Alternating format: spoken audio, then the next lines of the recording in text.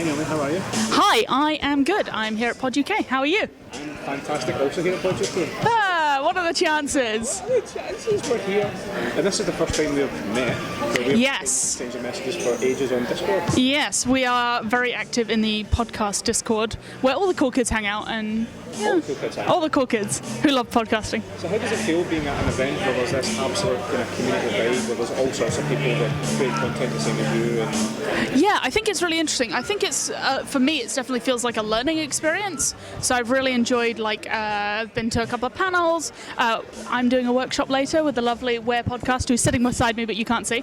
And I think it's really interesting to kind of see how other people think about content and think about stories and how they do their creation and kind of learn from those, because we're quite early in our journey. We've been doing it for a year and a bit, maybe 2 years now. But I think there's always something that you can pick up, and I found that really interesting.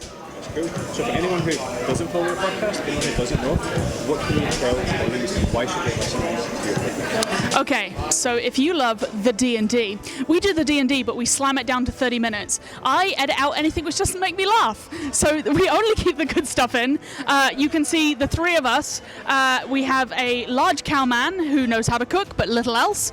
Very confused teenage wizard. And I play a fancy bard man with a sword who likes costume changes. So it's a very typical yet atypical D&D experience. But our DM is a big radio individual, so he's done pirate radio all his life. His dad lived and worked with the BBC, basically. So he does all the Foley and sound effects and soundscapes and audio leveling. So it's good. It's really enjoyable, and it's quick, and you can do it on your commute. Nice and bite-sized chunks. You don't have Yeah. We have lives, and we respect that other people also have lives, but they also love podcasts. So same question that I asked before earlier, is there things like different technologies and different ways your game may be adapted, or are you very much doing let's sit down and roll together or role play together? How did your game sit on? So we all sit around a table in a very dirty student flat. We throw a duvet over a washing line to sound soak. So it's all very high tech, is what I'm saying. We have a mic each, just like snowballs you can buy off the internet. And we pretty much just do it there and then. Annie, who is on the podcast and plays our Confused Wizard Kia, she uses D&D Beyond. So we create digital character sheets that all of our Patreons can get access to. So they kind of get updated. There's the character art on there, and you can see like little notes and stuff. So you get that sort of inside tack, which we quite like. Other than that, we kind of do a lot of like pre-talk over Messenger about where do we think the story is going, what would be cool, and we kind of sort of pre-think about it before we get to the table, which I like.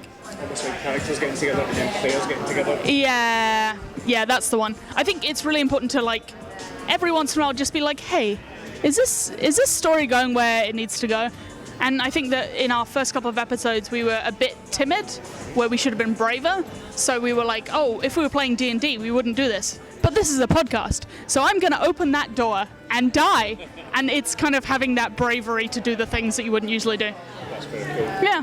So what would you say to anyone to get them to listen to the podcast more? What would be the hook to get them? And actually, what would you say to get people more involved in the community? So there is a young man called Dan from Danger Club podcast, who is a very good friend of ours, and he's lovely. And he said, in this industry, there is no competition, there is only collaboration. And that has stuck with me very heavily. We're all doing the same thing. We're doing it because we love it. We love making stories. We love playing RPGs. We all have deep feelings about our own characters. And being able to share that and swap and support people is actually really nice. Like there's no way to do this by yourself.